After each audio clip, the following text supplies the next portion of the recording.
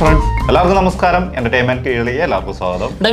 കിഴി റിയാക്ഷനാണ് Aadujeevitham, God life cinema നാളെ റിലീസിനെത്തുകയാണ്. ഒരുപാട് പ്രതീക്ഷയോടെ, വളരെ സന്തോഷത്തോടെ, എക്സൈറ്റ്മെന്റോടെയാണ് ഇരിക്കുന്നത് കേട്ടോ. എന്തായാലും ആടുജീവിതത്തെക്കുറിച്ച് ഒരുപാട് പേര് പല അഭിപ്രായങ്ങൾ പറഞ്ഞിട്ടുണ്ട്. ഒന്ന് സൂര്യ, അക്ഷയ് കുമാർ, പിന്നെ മണിരത്നം, കമൽഹാസൻ, ഇവരൊക്കെ ഇനിയും വരാൻ പോകുന്നുള്ളൂ കേട്ടോ. ഇതുവരെ പുറത്തു വന്നേക്കുന്ന ഇവരുടെ അഭിപ്രായങ്ങൾ, പ്രീമിയർ കഴിഞ്ഞതിന് ശേഷം വന്ന ചില അഭിപ്രായങ്ങളാണ് ചിലത്.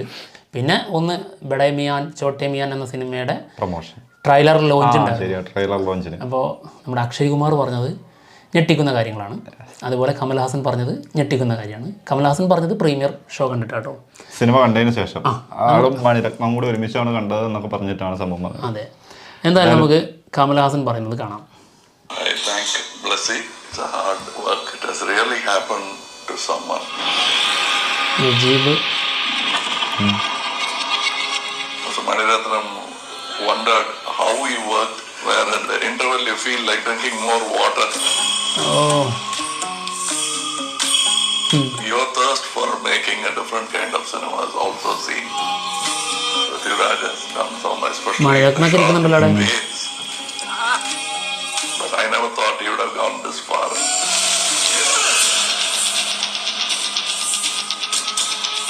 The cameraman, it's very difficult. Filmmakers, we understand. I want the audience also to understand this.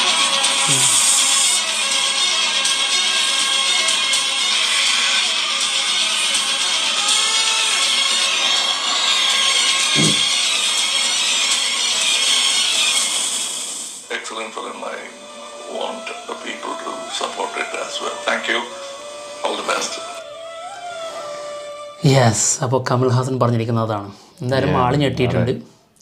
കാരണം അത് അങ്ങനത്തെ ഒരു സാധനം ആയിരിക്കുമല്ലോ. പിന്നെ തീർച്ചയായിട്ടും ഞാൻ ഇങ്ങനെ ആലോചിച്ച് നോക്കുകയാണ്, ഓരോ സമയങ്ങളിലും ഇവർ ഓരോരുത്തരും കണ്ടിട്ട് ഇവരുടെ നമുക്കറിയാം ചില പറയുന്നത് ഇതിനു വേണ്ടിയിട്ട് പ്രൊമോഷന് വേണ്ടിയിട്ട് പറയുന്ന ആൾക്കാരുടെ രീതി, അത് കണ്ടിട്ട് അത് ഇഷ്ടപ്പെട്ട് പറയുന്ന സംഭവം.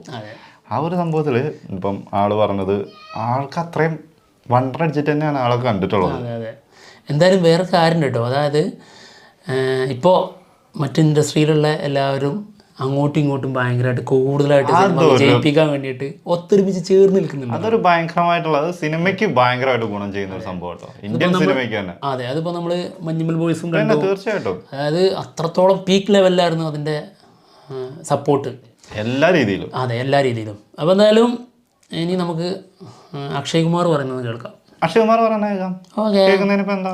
ബഡേ മിയാൻ ചോട്ടെ മിയാൻ ട്രെയിലർ വന്നിട്ടുണ്ടായിരുന്നു, മോശമില്ല. ചെറുക്കന്റെ മുഖം കാണിച്ചിട്ടില്ല. ചെയ്യാത്ത എന്താന്ന് എല്ലാവരും ചോദിക്കുന്നുണ്ട്. കോപ്പിറൈറ്റ് കിട്ടുന്നതുകൊണ്ടാണ് ചെയ്യാത്ത. അതിന്റെ ടീസറിനും കിട്ടിയായിരുന്നു, ട്രെയിലറിനും കിട്ടും. I would want to ask you, what has been your key takeaway after working with an actor like him?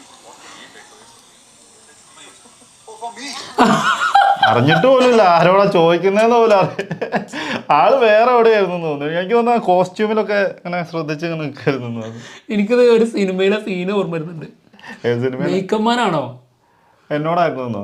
അതായത് ജഗതിയെ വിളിക്കും കോടതിയിലേക്ക്, അപ്പൊ ആളുടെ പേരാ വിളിച്ചോണ്ടിരിക്കുന്നത്. അപ്പൊ ആളിങ്ങനെ ഇരിക്കുമല്ലോ. അത് ശരിയാണല്ലോ. അത് ജനാർദ്ദനാണോ? ജനാർദ്ദനന്റെ അതേതറിയോ? ഷോ ജയറാമിന്റെ സിനിമ തന്നെ. നിന്നെ വിളിക്കുന്ന അറിയില്ലേ? Okay. I would want to ask you, what has been your key takeaway after working with an actor like him? അത് ഇത്ര എന്താ ആരും പറയാത്തത്? About Prithvi. Yeah. Oh, he called you Lots of things. You know, I don't know if you guys know the Kinki एक film आ रही है, Malayalam film. What is the name? Aadujeevitham. The Good Life. And I think he showed me the trailer. And I have told him, I said, whenever there is a trial, please show it to me. वैसे मैं अमूमन जाता नहीं हूँ, लेकिन इनकी ये film जरूर देखूंगा. This man has worked on that film since last 2-3 years. 2-3 years? 16 years. क्या कर रहे थे? Hey Prabhu. 16 years that man has worked on that film. Unbelievable. यहाँ 16 महीने के बाद हमसे नहीं काम किया जाता एक फिल्म के ऊपर.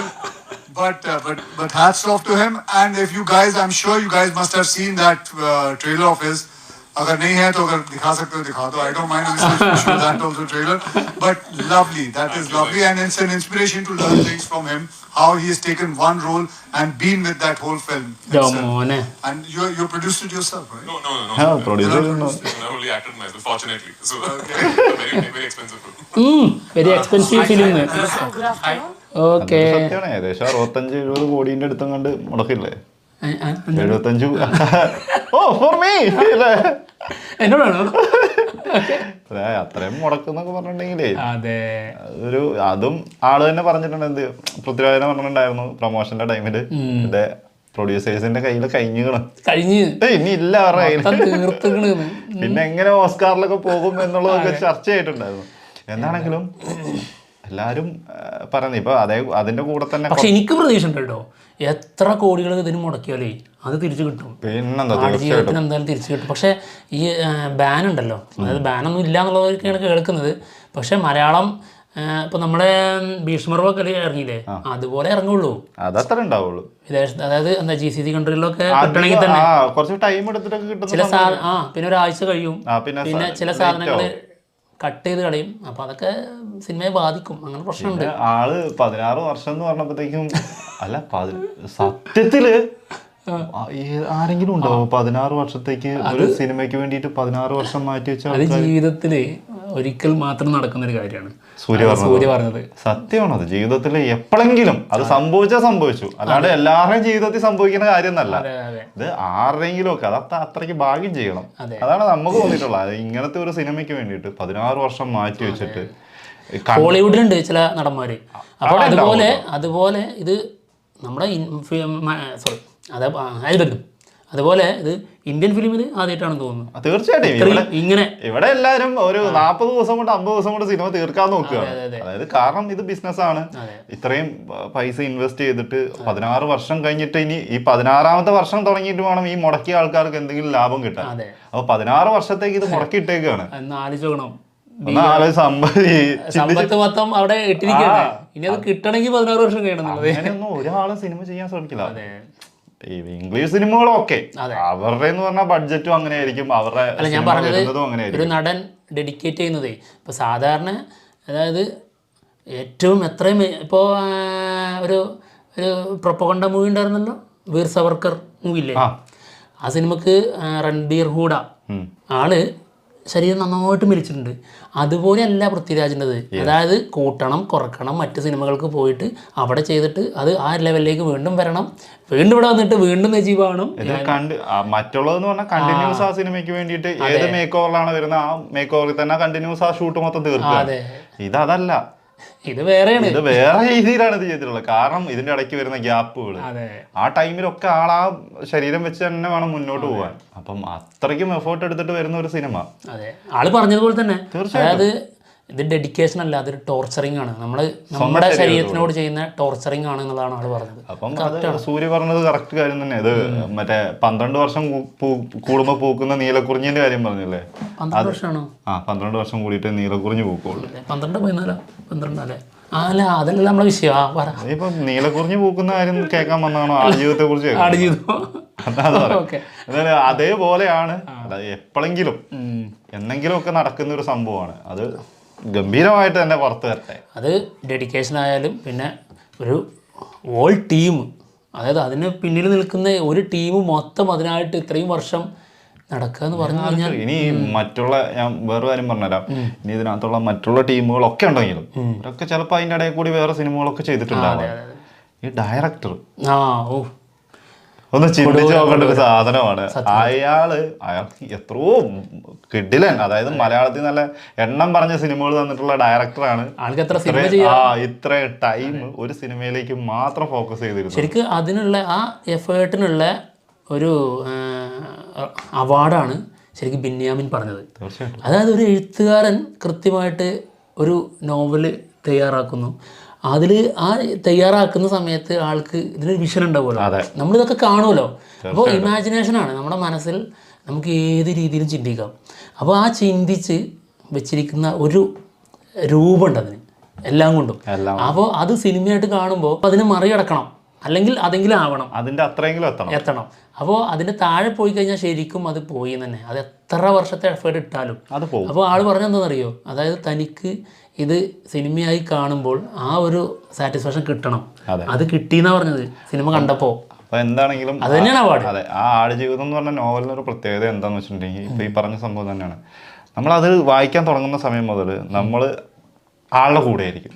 അതാണ് നജീബ് എന്ന് പറഞ്ഞ ആളുടെ കൂടെ നമ്മൾ സഞ്ചരിക്കുക. ആള് എന്തൊക്കെയാണോ ആൾക്ക് സംഭവിക്കുന്നത് ആ കാര്യങ്ങളിലൊക്കെ നമ്മൾ ഇങ്ങനെ അത് നമ്മുടെ മനസ്സിൽ ഇങ്ങനെ വന്നുകൊണ്ടിരിക്കും. ആ ഓരോ സീനുകളും. അതാണ് ആ നോവലിന്റെ ഒരു പ്രത്യേകത തന്നെ. ആ സീന് അത് എഴുതിയ ആൾക്ക് ആ സിനിമ അത് അത്ര ഗംഭീരമായിട്ട് തോന്നിയിട്ടുണ്ടെങ്കിൽ ഞാൻ അങ്ങനെ ചിന്തിച്ചു നോക്കി എന്റെ മൈൻഡിൽ വെച്ചിട്ടാണ്. അപ്പം കാണുന്ന നമ്മളെ അത് എത്രമാത്രം, അല്ലെങ്കിൽ നമ്മളത് വായിക്കുന്ന സമയത്ത് കണ്ട സീനുകളൊക്കെ നമ്മൾ മുന്നിൽ ഇങ്ങനെ കാണുകയാണ്. ഏറ്റവും വലിയ വെല്ലുവിളി അത് തന്നെയാണ്. അതായത് ഇപ്പോൾ ഒരു വായനക്കാരൻ അതെടുത്ത് വായിക്കുന്നു, മറ്റൊരു വായനക്കാരൻ അതെടുത്ത് വായിക്കുന്നു. 2 സിനിമകൾ ജനിച്ചു, 2 രീതിയിലുള്ള 2 സാങ്കല്പിക ലോകം അവിടെ ഉണ്ടായി. അതെ, അതിനെയൊക്കെയാണ് വെല്ലുവിളിക്കാൻ പോകുന്നത് ബ്ലസ്സി. അതാണ് അതൊരു വെല്ലുവിളി. അതും എഴുതിയ ആള് പറയുന്ന ആ വെല്ലുവിളി അതിനപ്പുറമായി എന്നുള്ളത് അതാണ് ഏറ്റവും വലിയ അവാർഡ്. പിന്നെ എന്തിന് നമ്മുടെ ബ്രില്യന്റ് ഡയറക്ടർ മണിരത്നം പറഞ്ഞത് ഇതാണ്, ഇന്റർവെൽ ബ്ലോക്കിന്റെ ടൈമിൽ വെള്ളത്തിന്റെ അടിയിലുള്ള കുറച്ച് സീനുകളുണ്ടെന്ന്, അതെങ്ങനെ മേക്ക് ചെയ്തു എന്നാണ് ചോദിച്ചിരുന്നത്. അതാണ് അപ്പൊ അതിന് മാത്രം ഞെട്ടിക്കുന്ന സംഭവമാണ്. അപ്പൊ ഞാൻ അതെനിക്ക് തോന്നുന്നു നാട്ടിലെ കഥ പറയുന്ന ആ സീനിലുള്ള ആ സീനുകളായിരിക്കണം. അത് ഇപ്പൊ വെയിറ്റിംഗിലാ സത്യമായിട്ട് പറയാമല്ലോ. നാളെ ഒന്ന് നേരം വെളുത്തൊരു 10:30 ആയാൽ മതിയായിരുന്നു. ഇവിടെ 10:45 നമുക്ക് 10:45 ഷോ. 9 മണിക്ക് കാണുന്നവരെല്ലാം എന്താണെങ്കിലും ഈ സിനിമക്ക് മറ്റൊരു പ്രത്യേകത ഉണ്ട്. അതായത് ഈ ആടുജീവിതം നോവൽ വായിച്ചതിന് ശേഷം ഇത് സിനിമയാകുന്നു എന്ന് അറിഞ്ഞ പ്രേക്ഷകരില്ലേ, അവര് കാത്തിരിക്കുന്ന ഒരു കാലഘട്ടം ഉണ്ടല്ലോ. അതായത് നമ്മളൊരു സിനിമക്ക് ഇത്രയും കാലഘട്ടം നമ്മുടെ മലയാള സിനിമക്ക് വേണ്ടിയിട്ട് വെയിറ്റ് ചെയ്ത ഒരു സിനിമ ഉണ്ടോ? ഇല്ല. അങ്ങനെ പ്രത്യേകത ഇതിനുണ്ട്. അതൊരു സത്യം കേട്ടോ. നമ്മള് ഈ വായിച്ച് അല്ലെങ്കിൽ ഈ നോവൽ വായിച്ചതിന് ശേഷം ഈ സിനിമ അനൗൺസ് ചെയ്യുന്ന 2008. അതെ, ആ ഒരു കാലഘട്ടത്തിൽ 2008 അനൗൺസ് ചെയ്യുന്നത് സിനിമ. അതായത് പൃഥ്വിരാജിനെയൊക്കെ കാസ്റ്റ് ചെയ്യുന്ന, പൃഥ്വിരാജിനാണല്ലോ ഫസ്റ്റ് കാസ്റ്റ് ചെയ്യുന്നത്. ആ ടൈം 2008. അതിനുശേഷം അതല്ലേ 16 വർഷം 24 വരെ ഞാൻ ശരിക്കും ആഗ്രഹിച്ചിട്ടുണ്ട് കേട്ടോ ഈ സിനിമ, ഇത് സിനിമയായിട്ട് കാണണം എന്നുള്ളത്. ഒരു 5 പ്രാവശ്യം ഞാൻ വായിച്ചിട്ടുണ്ട്. അതേ സമയത്ത് നമ്മൾ ചിന്തിക്കാറുണ്ട്, അതെ, ഇത് ആ രീതിയിൽ എത്തിയിട്ടില്ലെങ്കിൽ ഇത് ആക്കണ്ടായിരുന്നു അല്ലെ, ആക്കാൻ ശ്രമിക്കണ്ടെന്ന് തോന്നും. അതിനകത്ത് കുറച്ച് സീനുകൾ നമ്മൾ വായിച്ചിട്ടുള്ള സാധനങ്ങൾ അത്രയ്ക്ക് ഭീകരമാണ്. നമുക്ക് നമ്മുടെ മനസ്സിലിങ്ങനെ കൊള്ളണ കുറേ സാധനങ്ങളുണ്ട്. അതെങ്ങനെയായിരിക്കും പൃഥ്വിരാജ് ചെയ്തിരിക്കുന്നതെന്നൊക്കെയാണ് നമുക്ക്, അല്ലെങ്കിൽ ചെയ്യാൻ പോകുന്നതെന്നൊക്കെയാണ് നമുക്ക് ഉള്ളിൽ തോന്നിയിട്ടുള്ള കാര്യങ്ങൾ. അതിലൊക്കെ നാളെയാണ് ഇതിൻ്റെയൊക്കെ തീരുമാനം അറിയുന്നത്, റിസൾട്ട് വരുന്ന ദിവസം. അതായത് എക്സാം എഴുതിയിട്ട് കാത്തിരിക്കാൻ തുടങ്ങിയിട്ട് 16 വർഷമായി. അല്ലെ 16 വർഷമല്ല, തുടങ്ങിയിട്ട് കഴിഞ്ഞിട്ടില്ല. അതായത് ഒരു SLC കാലയളവ് ശരിക്കും 1ാം ക്ലാസ്സിൽ നിന്ന് മുതൽ 16 വയസ്സാകുമ്പോൾ SLC എഴുതുന്നു, അതിന്റെ റിസൾട്ടിന് വേണ്ടി കാത്തിരിക്കുന്ന ഒരു അവസ്ഥയിൽ. അതേപോലെ 16 വർഷത്തെ കാത്തിരിപ്പിന് ശേഷം നാളെ വരുവാണ്. ഒന്നും പറയാനില്ല, കണ്ടിട്ടേ ഉള്ളൂ ബാക്കി. എന്തായാലും ഇതിന്റെ ഓരോ സംഭവങ്ങൾ, അതായത് ഓരോരുത്തർ വലിയ ലെജൻസുകൾ ഇതിനെക്കുറിച്ച് പറയുന്നത് കേൾക്കുമ്പോൾ വളരെ സന്തോഷമുണ്ട്. സത്യമായിട്ടും. മാത്രമല്ല നമ്മുടെ മലയാള സിനിമ വളർച്ചയിലേക്ക്, എപ്പോഴും മലയാള സിനിമ വ്യത്യസ്തമാണ്, വളരെ മികച്ച സിനിമകൾ ഉണ്ടായിട്ടുണ്ട്. അതുപോലെ ഇതിലേക്ക് കൂട്ടത്തിൽ എടുത്തു വെക്കാൻ പറ്റുന്ന ഒരു മുതൽ സാധനം, ഒരു ഡയമണ്ട് നമുക്ക് കിട്ടാൻ പോകുന്ന നാളെ.